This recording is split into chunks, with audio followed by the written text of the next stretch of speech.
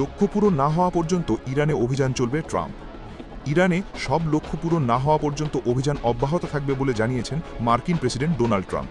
তিনি বলেছেন, যুদ্ধ অভিযান পূর্ণ শক্তিতে অব্যাহত থাকবে এবং আমাদের সকল লক্ষ্য অর্জন না হওয়া পর্যন্ত অভিযান অব্যাহত থাকবে। আজ সোমবার প্রকাশিত এক ভিডিওতে একথা জানিয়েছেন ট্রাম্প। ব্রিটিশ সংবাদ মাধ্যম বিবিসির এক প্রতিবেদনে এ তথ্য জানানো হয়েছে। ভিডিওতে মার্কিন প্রেসিডেন্ট বলেছেন, দুঃখজনকভাবে আরও বেশি মার্কিন সেনা হতাহতের সম্ভাবনা রয়েছে। তবে সেই সঙ্গে তিনি এও উল্লেখ করেন যে এটাই একমাত্র পথ।